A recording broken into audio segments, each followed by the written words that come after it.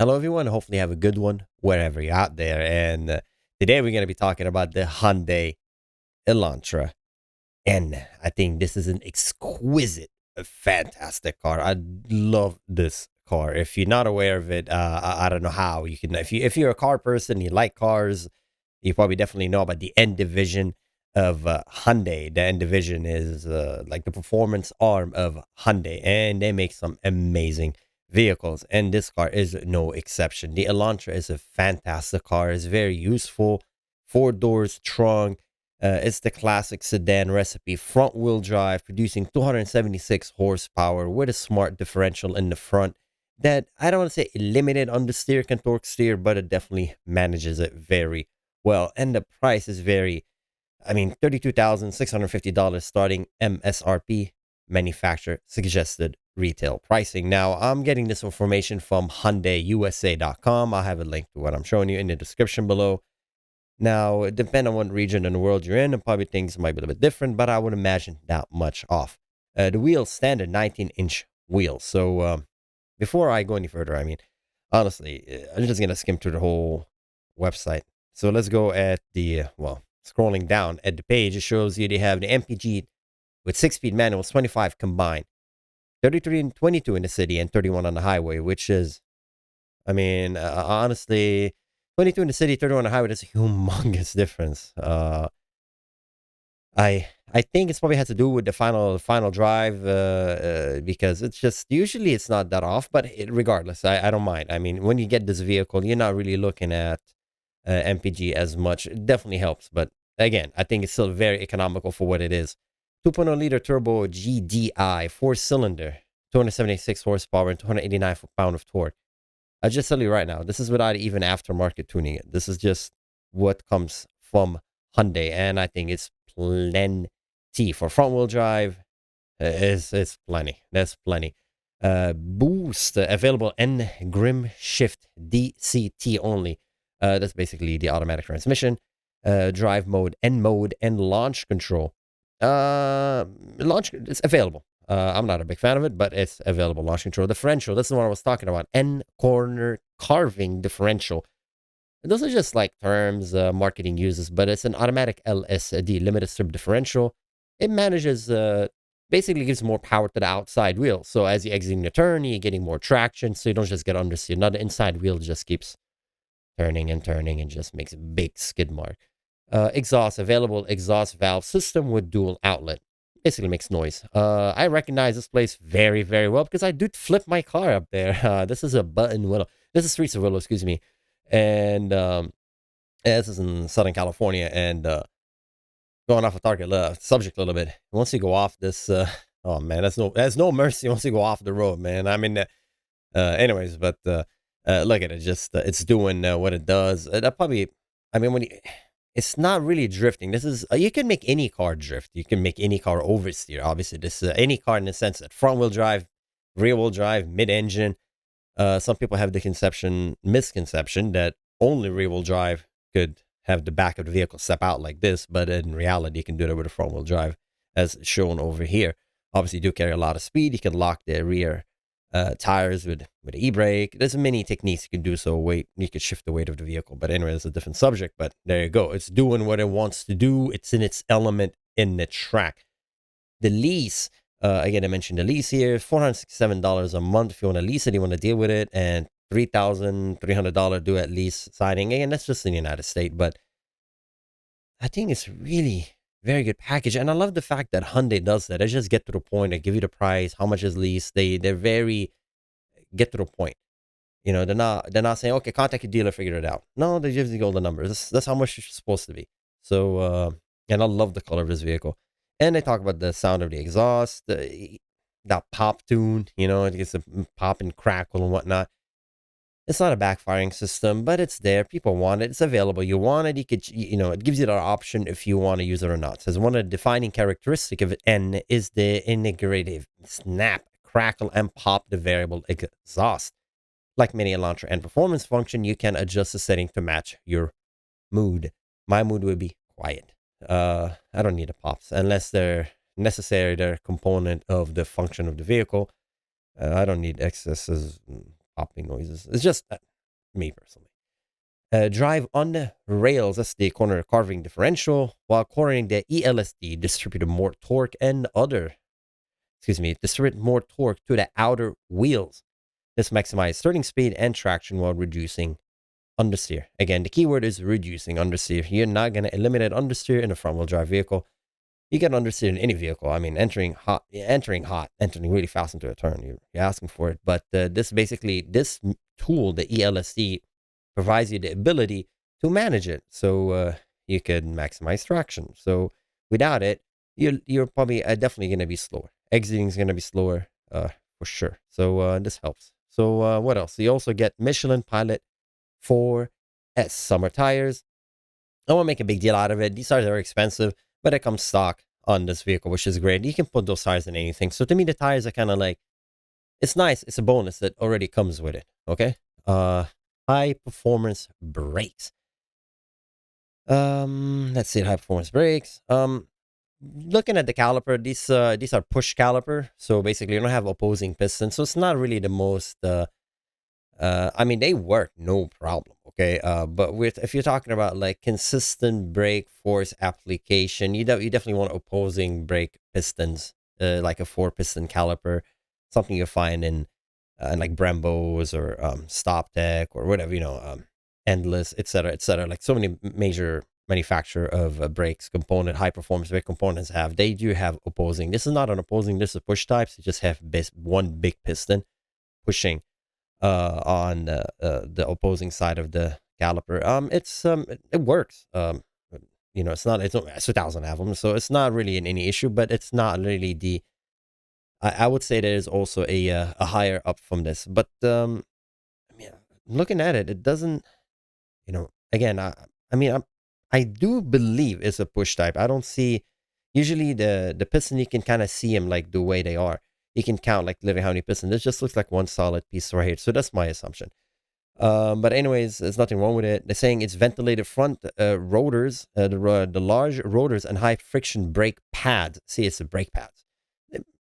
Again, when you go to the track, the first thing you do is you put racing brake pads. But this, again, comes with a high performance brake pad. Again, they're giving you a great value for the money. You don't need to get the tires and you don't need to get the brake pads. They already come in stock on this vehicle. Now, would these brake pads be the equivalence of a track brake pads, the one they need to heat up and use? I don't think so, because no way those brake pads are going to be street legal for everyday use. If you have never driven a car with racing brake pads, they need to be heated up. Like, I kid you not, you drive the car, like my car, when I go to the track, the brake pads I put on it, they do not function until they get hot. So that's not the same condition things you have. So, but anyways, you still have a high performance brake pad, something equivalent, I don't know, Hawk HP Pluses, something like that. Anyway, so what else comes with? Combined with the pre-fill brake function, they give Elantra an impressive stopping power. Excellent. So standard 14.2-inch ventilated front rotors are available on. Okay. Why are you mentioning the Honda Civic, the Volkswagen GTI? And that's my point. I don't understand. Hyundai does not need to do so. Nissan did it. It's like, I feel like you don't need to mention other people. You shouldn't be mentioning it. You don't need to mention the Honda Civic Type R or the Volkswagen Golf or why are you doing that? You don't need to mention them whatsoever. I don't think they should be in the same content. They're just telling you that the Honda Civic doesn't come with ventilated front rotors, but again, because it doesn't need it. I mean, by putting it out there, you know how fast Honda Civic Type R went on the Nürburgring? I mean, it's a stop. So they don't need to do that. I think the Elantra is fantastic. They don't need to mention Honda Civic. You don't need to smack talk on the Civic or the Volkswagen Golf or the Jetta GLI is. Anyways, ECS electronically controlled suspension continuously adjusts its dampening force according to road condition, speed, and your driving characteristic for enhanced handling stability and control.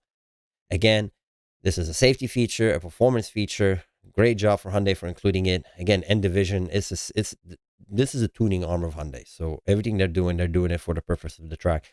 I just love the fact, Streets of Willow right there. Look at that shot.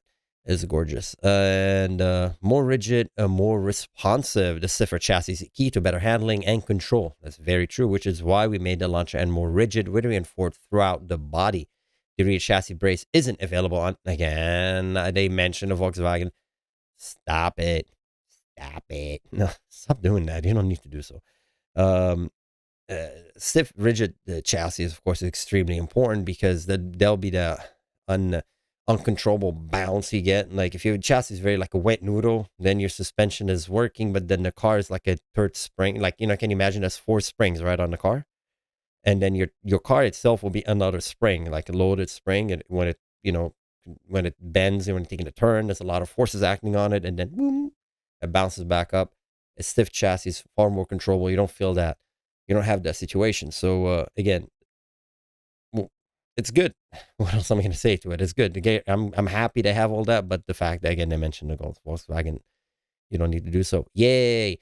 6 speed, amazing, and 8-speed wet DCET. And so let's read it. Instant gratification times 2. You have the luxury of choosing between 2 transmission to pair with the 2.0-liter turbo engine. You can go with the 6-speed manual transmission for the ultimate in personalization and control, or you can opt for the available smooth and responsive and 8-speed wet DCT transmission. I personally would obviously go with the manual, but each their own. They did have some recalls on this, but I'm sure Hyundai is already found a fix for it. But again, I mean, looking at it, what I can't find any flaw in this car. Again, another shot of the streets of Willow. This track. I'm very tempted to put you the picture when I flip my car, but I think I made a little too much on the nose. Maybe YouTube will get panicked if they see it. Like, oh my god, it's an accident. It happens. It really happens. Professional driver on a closed course do not attempt. Nah, I've done that. What are you talking about? Yeah, but take it to the track. I think this you will love it on the track. I never ever mentioned. These cars are not really meant for on the street. You're never gonna get the potential of this car on the street ever. Gauges, a 10.5-inch digital cluster. The dynamic gauge does more than just tell you how fast you're going. It displays the shift timer and performance info like oil temperature. Oh, it's awesome. And also available with vivid animation and color themes for each drive mode. I used to have gauges on my car, and I still have gauges that tell me like my water temperature, my oil temperature, oil pressure is the most critical, and exhaust temperature, but EGT. But this has it automatically. You don't need stupid gauges on your car. You don't need anything weird wiring. All built in it. Display 10.5-inch touchscreen navigation. The center screen is not only shows the custom drive mode menu and performance data like G-forces, it also get a lap timer and has a clean, easy to read interface for navigation plus Apple CarPlay and Android Auto. What else do you need? Everything is ready. The end design, it's each their own. When I talk about looks, each their own. But I love that color. I love the red accent. I think it looks really, really sharp. No way you look at this car and say, I don't like the way it looks. I think it looks super sharp. Aftermarket wheels wouldn't hurt, and I said like the calipers. Beside that, it's a nice looking car. It's a nice looking package. It's a nice looking package. The seats, drive like gloves for your body. It has a bucket seats and some leather Alcantara. The Contour N Light Sport bucket seat are thinner compared to standard Elantra, which reduces the weight and makes the rear space feel even more roomy.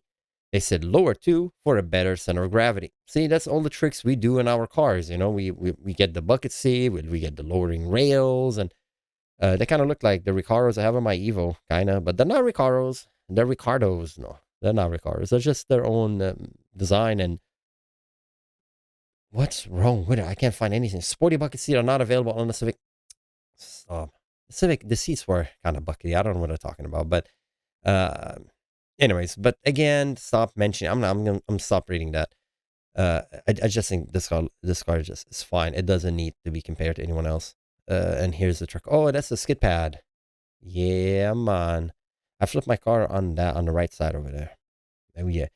If you wonder how I flipped my car, I was driving my 240 and I was chasing an M6, and then my master slave cylinder went out.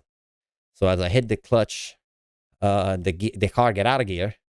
I couldn't put it back in gear, and have a two-way limited slip differential in the rear. So if you don't know, I'm doing like what was it, like the skid on the straightaway and then a right turn. I must have been doing like maybe something like 70 miles an hour, 65, 70, and then I have to make a right turn on neutral. That's not gonna happen. The moment I turn the wheel, the back comes out, and when the back came out, started drifting. But I have no control because I'm in neutral. I can't put the car back in gear. The clutch pedal literally just went to the floor and won't come out. And it was a catastrophic failure. And then yeah, when the car started sliding, it went out. And if you know, remember when I showed you on the track, the outside over here is just dirt. Like literally, the track drops about like an inch down, and after that, it's just gravel. And it was maybe water runoff, water channel, because this is the desert. If you know what this is a desert. And sometimes it rains, it hails, and then water covers the channels. And there's a lot of them. You could kind of see, like even on top of the mountain, you see those little channels, but it wasn't that deep, but still enough for a car going sideways, and it hit the that dirt, and my car just went in the air. And it didn't go in the air, it just stumbled. It tumbled, but luckily, we had cage and everything. So, harness and safety devices are very important. That's why the seats are very important. That's why a lot of times, when you see people modifying their cars and they got funky seats, it's like, saves your life. This thing has to be a proper, legit seat, properly bolted to the floor. Everything has to be legit. Or don't touch it. Keep the stock one. And don't put whatever, fake seats. Can you imagine I had a fake seat on? I'm tumbling, probably broke my back. Who knows? I won't be here. But anyways, everything did its job. I was fine. Everybody working there was super professional. Don't need to put the black flag, whatever. They stopped everything, and but I was fine. Nothing happened to me. I just crawled out of my car. My ego was hurt, and my car was totaled. But beside that, no injuries. So, but again, you learn. Yeah, see what happened on the track. I mean, a catastrophic failure at the track just resulted in a loss of my car, but then can you imagine that happened on the street? So again, what else? So convenience, dynamic voice recognition, wireless device charging. I think all these are like option, and smartphone integration, Android Auto, smartphone integration, Apple CarPlay. Look at that button. N. It's beautiful. Look, it has a little for the driver's side. The passenger side has the O bar. The O bar. That's sweet. That's nice. I love this car. I really, really like this car. I truly do. And I love the fact that, again, I'm lucky that I'm living in this age where I can see like older cars, like the philosophy of the older cars. And now you see this modern cars. And when you see the modern cars, you're like, I don't need to do anything to them. Like, do you really need to change the steering wheel? There's nothing. You don't need to do anything. You could increase safety. Definitely. Power, you can of course increase power, but I truly think for a front wheel drive car, once you exceed over 300 torque to the front wheels, I mean, how are you gonna gain that traction? That's a skid pad. How are you gonna get that traction? How are you gonna regain the traction? I honestly have no idea. So I think it's just really nice the way it is. And remember, this is tuned for it to perform repeatedly at that level of performance, i.e., horsepower and torque. So it's I love it. I truly love this car, and it has forward collision avoidance assistant. It has a lot of safety features. Beam assist. I don't need any of these things, but it has it. Yeah, I don't know. Some people might need them. It doesn't matter. Driver attention warning, DAW, to help prevent potential accident. This system monitors your driving pattern to help detect drowsy or inattentive driving. Initiative driving. Once detected, alerts you with a sound cue coupled with a warning message on the instrument cluster. Most car people, we don't need these things because we love to drive. But again, it's available if, it's good. It's safety layers. You need it, you don't need it, it does great. If you don't need it ever, great.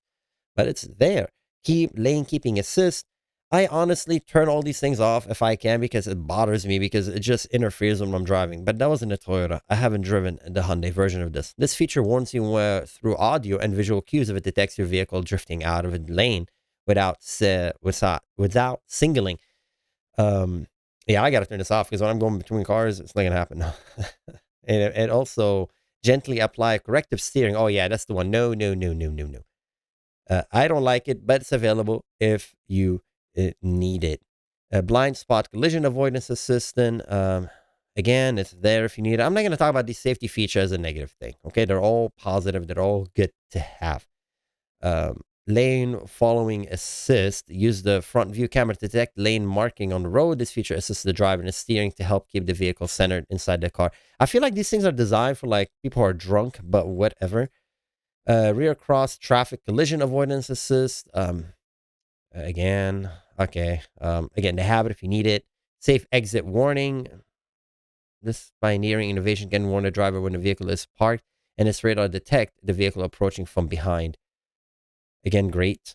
If you know what, honestly, I make fun of them, but if one of those features saves you from one collision, it did its job, right? Or we all humans, we all make mistakes, so it's great to have layers of safety. Rear occupant alert.